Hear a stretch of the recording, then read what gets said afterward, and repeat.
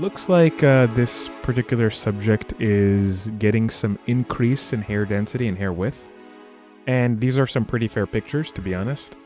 Consistent lighting. And yeah, to me it looks relatively promising. You know, it seems to be stopping the DHT from binding to those androgen receptors and kind of giving the hair follicles a break such that they can kind of recover and essentially restore themselves, right?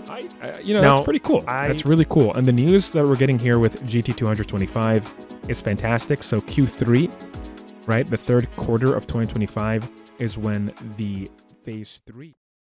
Hello everybody and welcome back to yet another ad hoc video. So today I'm going to be reading, the screen just in a live play because Kintor Pharmaceuticals and their representatives did an Ask Me Anything about 3 days ago. Today's Thanksgiving here in the United States, so I'm just recording this. I might release it tomorrow. So right now it's November 28th, 2024. And yeah, we're going to be looking at this post literally from Kintor Pharmaceutical representative themselves. And this post is very exciting because we're going to see a lot of just news, right? Before we start this video, please consider sharing this with a friend, liking the video, and of course, subscribing to the channel. And for additional channel support, become a member for as little as $2 a month. But seriously, try not to skip around too much in this video because you'll need the full context to understand everything. As always, check out the links in the description below. So we're getting news from Sharon and Grace from Kintor or Koshine, and these are medical scientists, and they both have their medical degree and PhD in molecular biology. These are some pretty top dog people from Kintor. Let's look at their comment section, right? So this person asked, this user called According Shop 1421 asks to this account that is representing Kintor Pharmaceuticals. They ask, do you have any official progression pictures before and after using KX826? And the Kintor representative account responds, hello, we need to get approval before releasing official progression pictures here. We should have them ready to share by tomorrow. Again, this was 3 days ago. But it looks like they have some progression pictures over here, right? So this is pretty substantial, right? And it looks like this particular subject is getting some increase in hair density and hair width. And these are some pretty fair pictures, to be honest. Consistent lighting. And yeah, to me, it looks relatively promising. So I'm going to assume this is their 0.5% concentration, 52 weeks study that was just released, I want to say, about a month ago. I did a video on this already. But essentially, it was the 1 year KX826 pyrolutamide study that showed when people were taking KX826 at 0.5% concentration daily for 1 year, they had a substantial improvement in hair count as well as hair thickness. So that's pretty important to recognize. So for me, if I had to use a topical anti-androgen or an androgen receptor blocker, so an androgen receptor antagonist, I would be using RU58841. No, don't use RU58841. This thing has not been approved by the FDA or any sort of governing body. It's not even approved as a cosmetic at all. And at least KX826, we have the human safety data to prove its efficacy and its safety as well. And all we needed was that confirmation of its efficacy. And it looks like we've gotten that with, again, that 52-week study assessing KX826 at a 0.5% concentration. So yeah, this is pretty cool. Let's look at the other photo here. So again, the hair seems to be cut to the same length for this particular subject. And these are exclusive pictures that the Kintor Koshine team is sharing to the public, but yeah, the hair seems to be pretty consistent in terms of its length, in the sense that this is a similar haircut, right? I don't see any sort of like weird manipulation where, again, the lighting is too different or they're combing the hair in different ways. You can objectively see that there's a change in density by simply using the KX826 product, the pyrolutamide product, right? So it seems to be stopping the DHT from binding to those androgen receptors and kind of giving the hair follicles a break such that they can kind of recover and essentially restore themselves, right? Now, I personally would say if you're going to use a topical anti-androgen or an androgen receptor antagonist of some kind on your scalp, right? I would probably still use something like a 5-alpha reductase inhibitor just to get the best of both worlds, right? You're reducing DHT, so you're reducing the amount of DHT androgen receptor interactions that occurs, but at the same time, whatever residual DHT is left in the scalp, you could use KX826 pyrolutamide or Koshine 826, I think that's what it's called, and it would provide a shield of some kind to your hair follicles. So again, to me, I think using both a 5-alpha reductase inhibitor along with KX826 is, potentially beneficial. But at the same time, though, this product, pyrolutamide KX826, this could be useful for people who, can't, for whatever reason, use oral finasteride or oral dutasteride, right? People who are concerned about side effects or most definitely are getting some kind of side effect, right? To me, when I hear about side effects, you have to consider the nocebo effect. If you think you're going to get side effects, you can kind of, through the power of suggestion, you can kind of increase your cortisol, and that could make you have side effects, specifically if you're concerned about a particular body part, right? As humans, we have the sense of proprioception.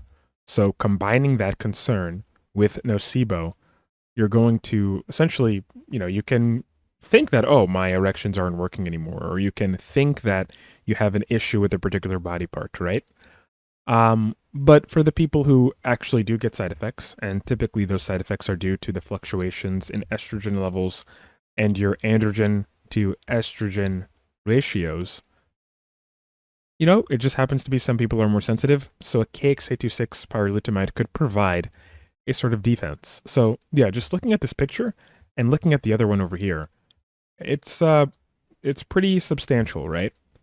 So I would say it's promising. I would definitely say it's promising, and if you're somebody that's already using RU58841, again, there is no proven efficacy with RU58841. The pharmaceutical company that was researching RU58841, Prostrakin, also known as, I think they were acquired by Kyowa Kirin, a Japanese pharmaceutical company. They never released the phase 1, phase 2 clinical trial results that occurred in the early 2000s to the public. We don't know if it was safe. We don't know if it was efficacious. So just working on what we have, the information we have, KX826 pyrolutamide seems to be the choice here. So let's go back to the AMA. But the results look pretty decent. It really does look decent. So the account that it represents the Kintor pharmaceutical company, they say that while we do not have specific numbers for these patients, on average, compared to their baseline, there was about a 10% increase in hair count. As you know, androgenetic alopecia is a chronic disease. If left untreated, hair count will decrease over time. In our study, in addition to the increase in hair count, more than 60% of participants reported hair growth.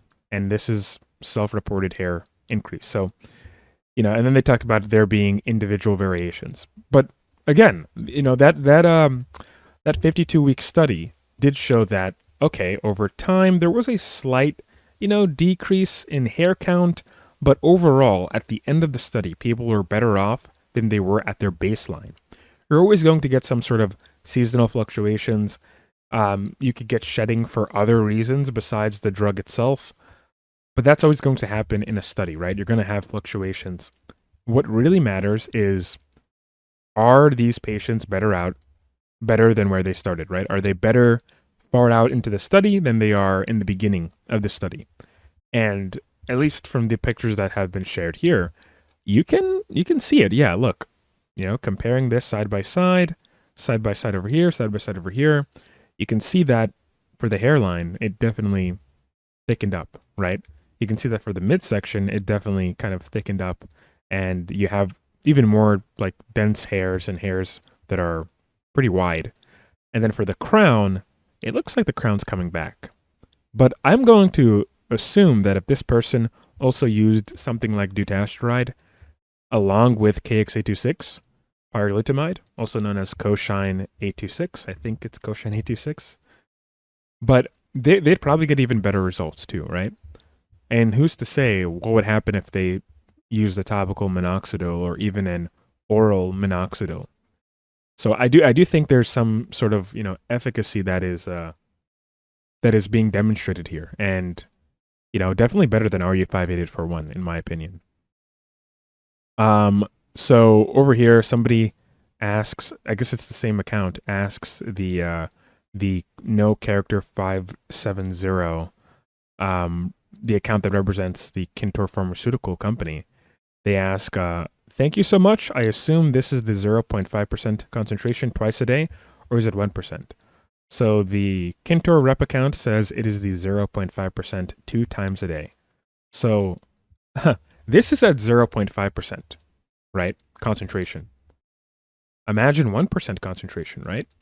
So the initial study that came out December of 2023, if I recall correctly, essentially it was I think it was a 6-month study, but it showed that it didn't seem to be statistically significant results. But when Kintor did the 1-year study, when they acquired more data, when they had better tools to scrutinize the data, it looked pretty promising, right? It came out to be pretty promising that there was indeed an improvement in hair count. And I'll try to put the studies on the screen and flash them around as I'm talking. So that's pretty cool. So, okay, there's this account called Tay. They say, hello. In phase 2 results, you stated that, quote, after 14 days of topical use, blood concentrations of KX826 were 0.3 to 4.1 nanogram per milliliter, and its metabolite KX982's levels were 0.4 to 10.4 nanogram per milliliter. Question 1. The average male has between 3 to 10 nanogram per milliliter of testosterone levels circulating in the blood. Any explanation why having 4 nanogram per milliliter of pyrolutamide circulating in the blood does not cause any androgen-related side effects? So I'm going to break in and say that's a really good question. Question 2, what is the half-life of KX826? And finally, question 3, is pyrolutamide a selective anti-androgen? If yes, then what does this selectivity mean in this context? Question 3, is pyrolutamide a selective anti-androgen? Question mark. If yes, then what does this selectivity mean in this context? Also, want to note that I have been using pyrolutamide for some time. It halted my hair loss progress. So, I mean, I guess they mean to say that it halted their hair loss from getting worse. All right, so let's look at what Kintor responds. So Kintor, the account representing the Kintor pharmaceutical company, says, great to hear that KX826 seems to be working for you, and thanks for the questions. Hope the answer below helps. So they say that pyrolutamide and testosterone are different substances and work in a different way. Pyrolutamide is designed to specifically target androgen receptors in the scalp. It doesn't affect other parts of the body. Question 2, so the response to 2, the Kintor Pharmacy rep says, we cannot determine the half-life of KX826 yet due to limited exposure. Interesting that they say that. However, based on its PK, or pharmacokinetic or pharmacodynamic, that's what this means, PK/PD profile, which is very different from testosterone, we believe it has minimal systemic absorption. This is further confirmed by the data from over 1,000 patients who have shown no significant systemic side effects. And the answer to question 3, yes, pyrolutamide is a selective anti-androgen designed and focused on the scalp. This means it specifically targets the androgen receptors in the scalp, reducing the effects of DHT on hair follicles, while minimizing impacts on other androgen-sensitive tissues. And yeah, that seems to be pretty, a pretty good response. So Tay comes back with a response and says, as far as I understand, it is a molecule that competes for the androgen receptor, and when it binds to that receptor, it blocks its effect by preventing other androgens like testosterone and DHT from binding to it. Wouldn't it bind to the receptors in other parts of the body if it were measured blood? I guess they're trying to say if it was measured in the blood concentrations. To me, 4 nanograms per milliliter looks quite a lot. Thanks in advance. So the account that represents Kintor Pharmaceutical says if it is present in the blood at significant levels, it could potentially interfere with the body's functions, such as, just breaking in real quick. They say if it's present in the blood a lot, then it could interfere with the body's functions. I am assuming they mean like maybe hormonal kind of actions. And then they say such as finasteride. And, I'll say this. This is a bit of a criticism to Kintor. Look, it doesn't do that much of a benefit to kind of come at finasteride, especially in this particular context when your drug is designed to block an androgen receptor, which in theory could prevent the action of other androgens on a receptor. At least with finasteride, it lowers the presence of DHT, but it's not blocking the androgen receptor by any means, right? It's not doing that. So I'll be a bit fair here. Maybe they have some studies that show that at the 4 nanogram per milliliter blood concentrations, it tends to be that people aren't getting anti-androgen side effects. But I would say that the mechanism of action of finasteride and dutasteride seems to suggest that it's a bit more safer because you're reducing DHT still. Okay, that's cool, but you're not targeting the androgen receptor. So testosterone can still have its action, right? It could be the case that if you get KX826 pyrolutamide to a high degree in your serum for whatever reason, that could present more as a systemic issue than finasteride or dutasteride can. But again, right now, as they're saying, it seems as if at that 4 nanogram per milliliter kind of concentration, that it's safe. So I'll say it's safe. Yeah. Somebody actually gives a good response. They made this response 3 hours ago. It's the account called Enough Speaker 4514. They quote what the pyrolutamide rep account says, and the rep account said pyrolutamide is designed to specifically target androgen receptors in the scalp. And then they go on to say, is this just because of localized application, or does it target certain types of androgen receptors only found in the scalp? And this is something I think they need to answer. Maybe it could be the lipophilicity is maybe a certain range such that it tends to be in people when pyrolutamide is applied, it doesn't fully go through the scalp and into the serum. But to be honest, that doesn't really make too much sense there because it's still ending up in the serum at 4 nanograms per milliliter, as they stated. Maybe it's designed to specifically target certain kind of androgen receptors that are found in the scalp. So there could be features of scalp androgen receptors that are different from other tissues in the body.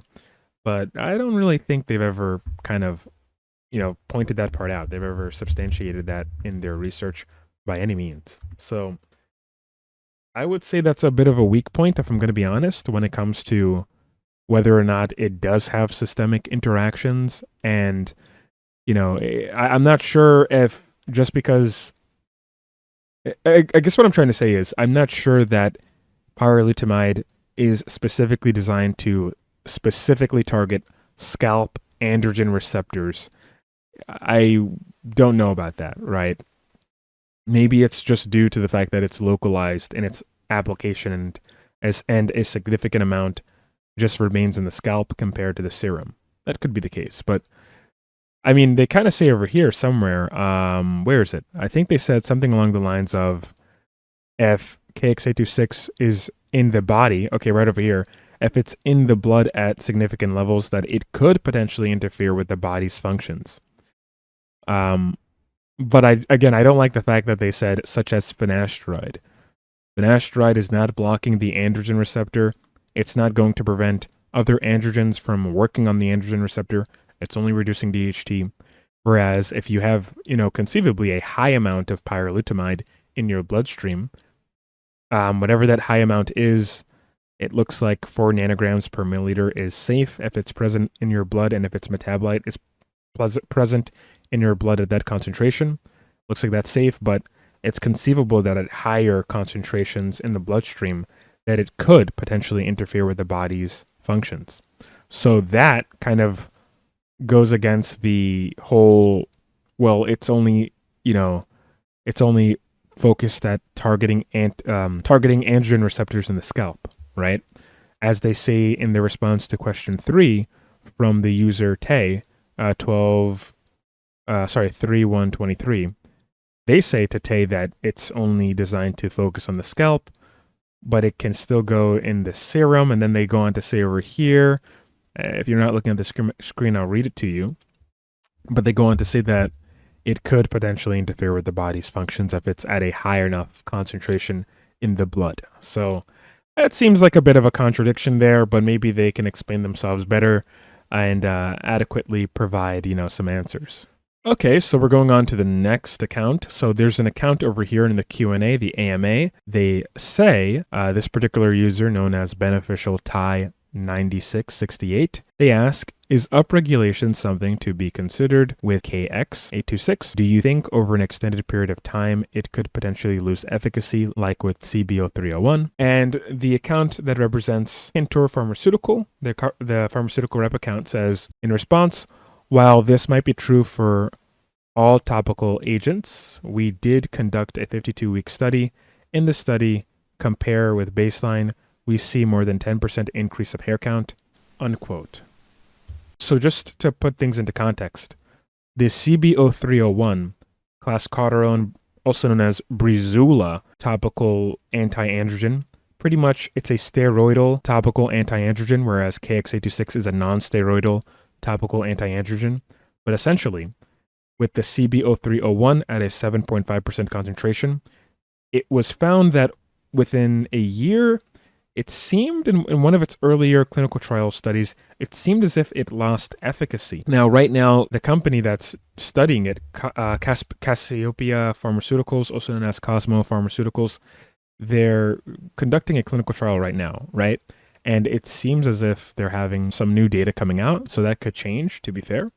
But if we're going to be honest, when we look at the 52-week study that was released maybe a month or two ago in 2024, it did show that there were fluctuations in hair count in terms of when the groups were using the topical anti-androgen pyrolutamide. There was a fluctuation in hair count that occurred. However, overall baseline was inferior to the endpoint. So that means people who were using KX826 pyrolutamide had a higher target area hair count. The width of their hairs were better at the end of the study compared to the beginning of the study. There were points in the study where maybe at the 6-month mark, the hair count was maybe higher in terms of percentage, the thickness was higher in terms of percentage than it was at the end point. So there was a bit of a fluctuation that occurred, and that could again just be due to seasonal variations and shedding. But overall, right, focusing on the bigger picture here, overall there was an improvement, and that's what really matters. So yeah, that's pretty interesting. There's a lot of debate on androgen receptor upregulation. There are medications that when they work on the receptor level, you have to be careful. It could upregulate,